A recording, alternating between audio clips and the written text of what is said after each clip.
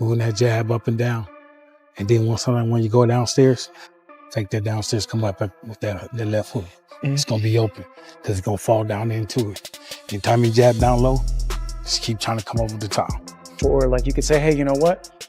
I can't beat that Mayweather style. I was too young, but look, I did it now against Crawford. I forget Mayweather a long time ago. This is different for me, you know?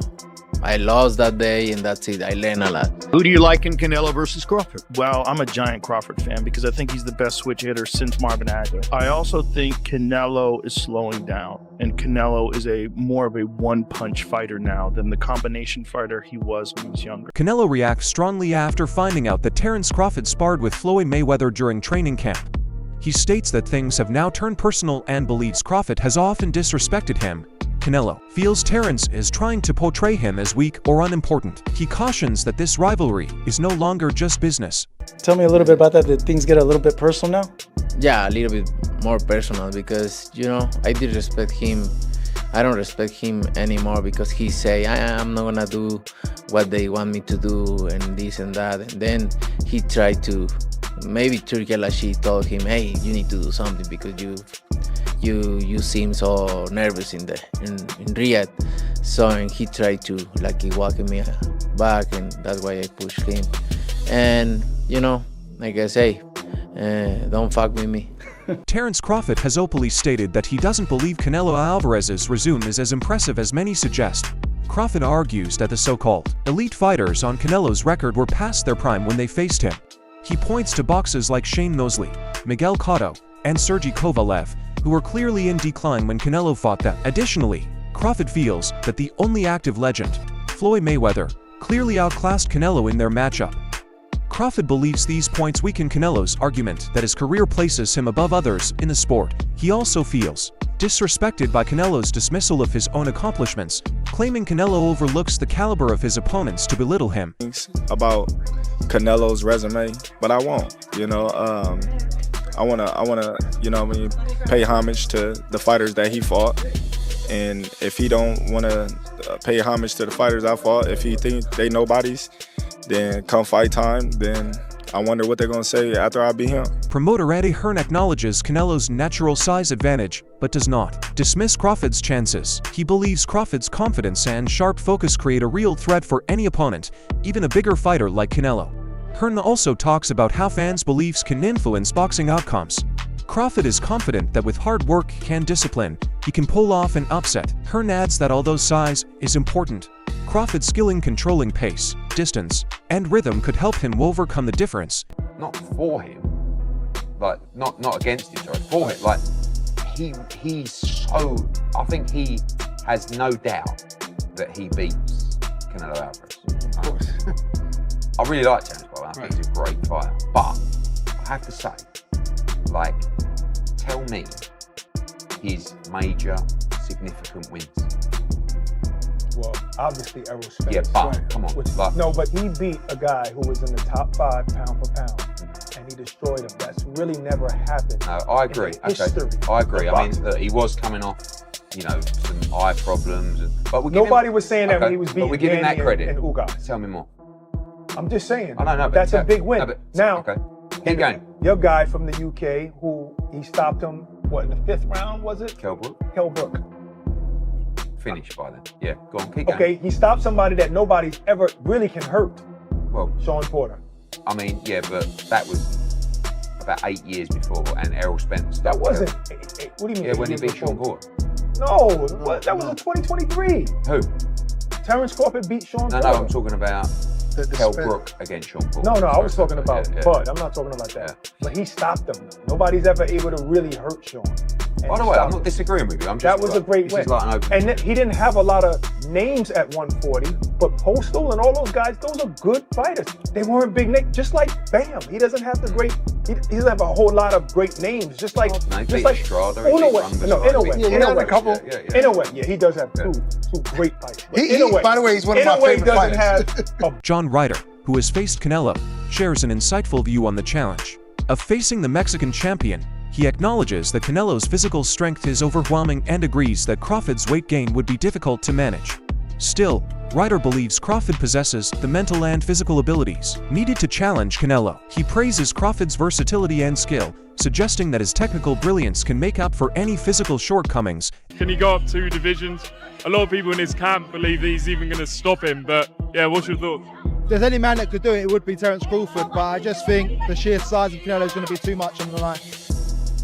So do you think size will be too much? I mean, you were in there with Canelo, you landed good shots and he took them, right? Yeah, I mean, listen, Terence Crawford is an exceptional talent, but I think the size will be the factor on the night and it'd just be too big, too strong.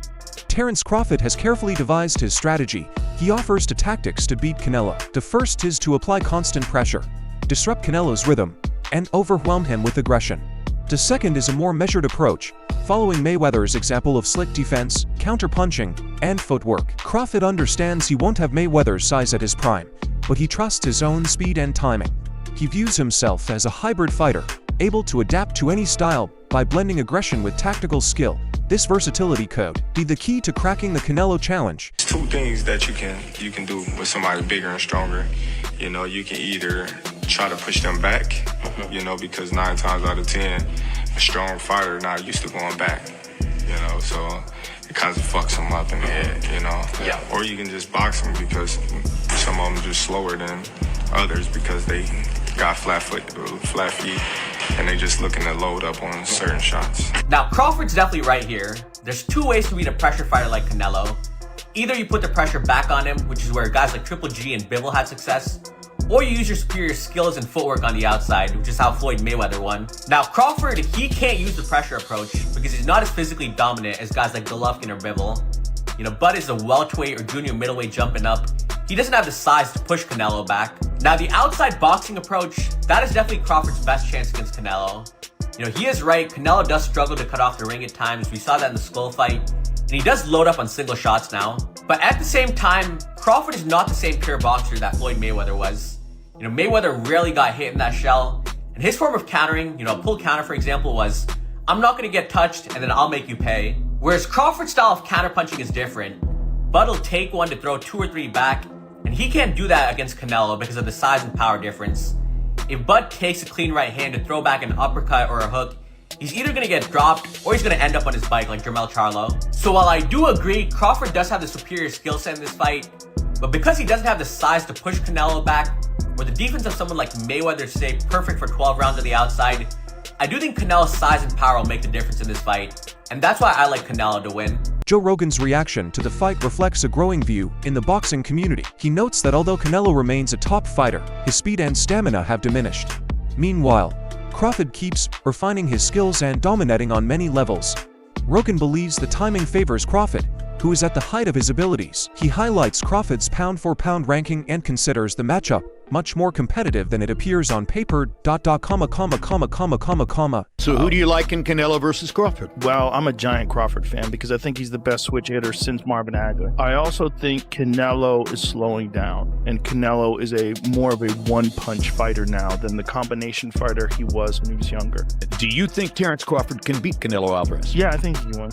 Okay. I don't know if he's going to win, but I think he can win. He's going to have to box a brilliant fight. If Ray Leonard could beat Marvelous Marvin Hagler, then Terence Crawford can beat Canelo Alvarez. Why do you say that? Same equation. Get in, get out.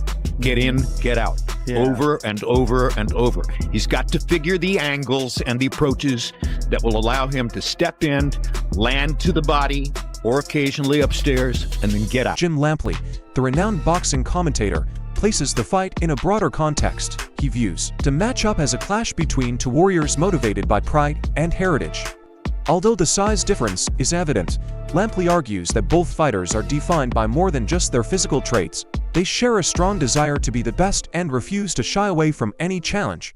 Crawford is going to fight Canelo because even if I have some doubts and misgivings about the size matchup, it is 2 action fighters who like to fight aggressively at times, not all the times, going against each other, and we'll see who can open the other person's tuna can, so to speak.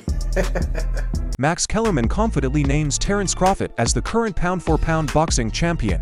While he respects Canelo's past achievements, Kellerman believes Canelo's best days are behind him. He points out that Crawford's recent performances have been flawless, demonstrating total dominance over all opponents, no matter the weight class. Meanwhile, Canelo has shown vulnerability against fighters like Dimitri Bivol and even John Ryder. Who's the best pound-for-pound fighter in the world?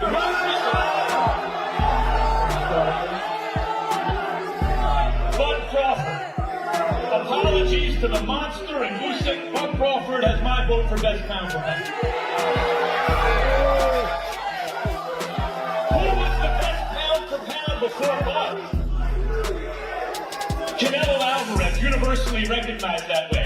But it's not just these two guys, the last two best pound-for-pound fighters in the world. Teddy Atlas offers a nuanced view. He acknowledges Canelo's skills, calling him a complete and well-trained boxer. However, when discussing Terence Crawford, Atlas takes a different approach.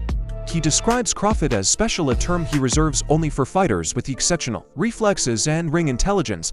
Atlas highlights Crawford's ability to adapt mid-fight, his composure under pressure, and his ruthless finishing ability. He believes that while Canelo is excellent, Crawford belongs to a category reserved for the sport's rarest talents. Maybe he's a little overrated. Terence Crawford versus Canelo Alvarez at 168 pounds.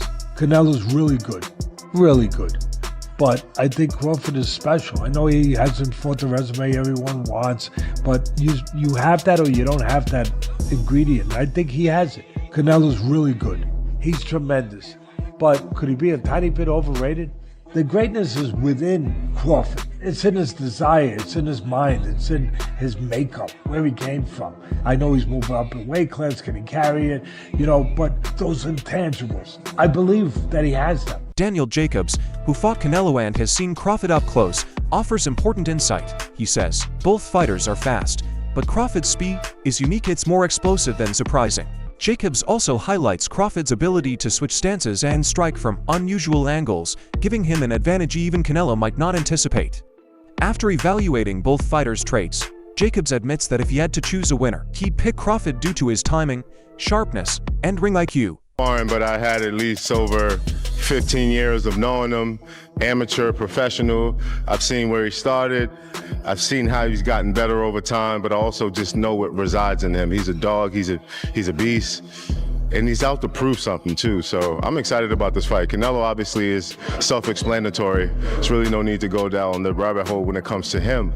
But I do see this being as a 50-50 fight. But if I was a betting man, I would bet on Crawford, but also too, you can't count Canelo out. I mean, would go in, I'm assuming, as the favorite, which is rightfully so. A lot of people say that version that you fought was probably the best, Canelo Alvarez, and since then, obviously, naturally, he's slightly declined. Yeah. Do you see this decline that people talk about? Well, I can see in increments because Canelo, which I've always said is an amazing legendary fighter, but he fights in spurts. So sometimes it takes for the opponent to actually initialize him giving the best. When he was faced with me, the opposition that I had and what I was giving him, it was just a lot, whether it was boxing, whether it was coming forward, but most importantly, it was the punches and bunches. And so he was forced to either stand there, wait for the right time, or be combative and go back at it. So I think that's what Crawford may have to do, push the pressure, make Canelo fight, or maybe just play it safe, win on points. Crawford's longtime trainer, Brian Bulu McIntyre, expresses complete confidence in his fighter. He believes time is on their side as Crawford continues to grow physically, mentally, and emotionally with each training phase. Bulu explains that every aspect of their preparation from nutrition and conditioning to video study and strategy is carefully tailored with Canelo in mind. Different approach in terms of crafting a plan and going into camp. No, not really. We know the type of fighter Canelo is. So, as a fighter, you mentally prepare for things like that. And then as a trainer, just making sure he's sharp. His mental game is sharp. His physical game is sharp. Strength wise, nutrition is everything. Got to, like I said, hitting on all cylinders. So by the time you step in that ring, it's easy picking. Jiren Nis, or Rising Star, takes a more careful approach. He does not question Crawford's ability, but he is realistic about the physical battle ahead and emphasizes that if Crawford cannot make Canelo accept his authority, the fight may tilt in Canelo's favor. He emphasizes that talent is important, but finally damage must be done, which may be more difficult for a naturally smaller fighter. I think you gotta lean more towards Canelo, because like I said before, he been putting big guys out and down, and Canelo not even really a 68 pounder. He probably really should be at 60 maybe, and he been hurting these guys. I think he be dropping these guys and things like that. So, and them guys be way bigger than him come fight night. I know that for sure. They be probably close to 200 pounds, and he dropping those guys like that. So, I don't know. It's gonna be a great fight. The fans want to see it. So, so be it. I think Crawford should take a warm-up fight. At like 60, or like at least at 60, just to get his body, to fill into somebody a little bit bigger, and things like that. I know when you go up a weight, you gotta, develop that power and not develop the power, but like put that muscle on and be heavier and things like that. So he might not want to take a fight because he's trying to build up right now. But I think he should, just to stay sharp and that way he don't have like a long layoff or anything like that. Alexander Uzi, known for confounding weight class predictions, thinks this is a fair contest. He accepts Crawford's difficulties while also affirming his status as the finest pound-for-pound boxer today. According to Roe Jones Jr., Crawford's mindset is the most important factor in this fight.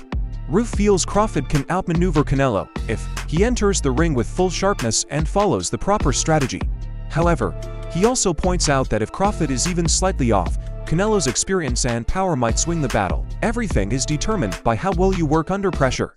For pro boxing fans, joined by, does he need any introduction, Hall of Fame legend Roy Jones Jr. here in the UK. There's a few questions about the US guys. Obviously, Tank and Lamont Roach, we saw the first fight. Lamont Roach shot the world. What do you think happens in a rematch if they fight? I think he shocks the world again, but the only thing different this time is Tank will come with a different attitude, different personality, different motivation, and I think Roach will do good again, but I think Tank will be more dominant this time. And obviously we know if Canelo wins against William Skull, he will fight Terence Crawford in September. Who would you favour in that fight? It's a hard one to call, and I'm going to tell you why it's a hard one to call. It's a hard one to call because it'll all be predicated upon how Canelo approaches the fight. If Canelo approaches the fight like he's the man, he can box, and I'll box Terence Crawford, he'll get beat. If he comes out and shows that he really wants to go out and prove whether he's still the best, he might win. So it all depends on which Canelo come to the dance. Brian Norman discusses the narrative part of this bout. He says that if Canelo defeats Crawford, critics may not give him full credit because of the size difference. However, if Crawford wins, it will be a remarkable feat. To fight between Crawford and Canelo is about more than just belts. It is about memory. This bout will likely determine both men's lives. The winner will not simply walk away with a victory. He will be remembered as the best fighter of his age. Deal with Canelo's experience over time, right? Even though Terence is the older fighter, he has, I think, 20 less fights than Canelo does, or maybe more. I think more than 20. And also, competition level. This will be the most skilled, most experienced, biggest, strongest fighter that Terence Crawford's ever faced, without a question. I love you both, but you still did not answer the question. How do you see this fight ending? I told you. Don't say with your hands. I'm knockout. I'm knock about the ring. Listen. Jack's trying to get that one line. He's trying to get that go viral moment from Bud, but he's just not that guy, right? And I think he's what he's about to say is like, he's not going to go in there and be like, I'm going to knock him out. I'm going to do it in the first round. And plus, I wouldn't want to hear that, right? As much as that sounds nice as a soundbite, I wouldn't want to hear that because I don't think he believes that. And I don't believe that. I want to hear what Bud actually believes, which is, that he'll win, but not like this mystic Mac, let me predict the round, here's why, unless he truly believes that. And I don't think Bud does. I think he believes he'll get it done by any means necessary, whether that's, let's say, he was able to knock Canelo out or he gets it done by decision. Doesn't really matter because a fight is a fight at the end of the day, and all he needs to do is win. Always in my mind doesn't exist a loss. I train, I put my best, I dedicate myself to this sport, and I'm just thinking about winning. Many people still remember Canelo as the dominant fighter he once was, but the sport and he have changed. With Crawford exposing flaws and the narrative around Canelo's resume, fans are reconsidering what his previous wins truly mean. The conflict may permanently change popular opinion. So you heard about what Canelo said about Terence Crawford's resume already and how he has no elite fighters on his resume. And say what you want about that, you know, agree to disagree or whatever. What do you guys think of Crawford saying this about Canelo? Canelo fought great champions, but most were past their prime. But when they weren't, you saw what happened. Lara, Mayweather, and Bivol. Obviously, Mayweather was past his prime already, I'd say.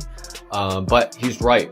I rewatched the Lara fight, and, you know, that Cuban style is just tricky to deal with. And, you know, a lot of people would say that Lara won that fight. And then Bivol, it was... I mean, I don't need to convince you about that. That fight was a clear-cut victory for Bivol, and it just showed that Canelo isn't this unbeatable person. You know, with the right set of skills, you can beat him. And I don't know, what do you guys think? Has Terence Crawford fought any elite boxers?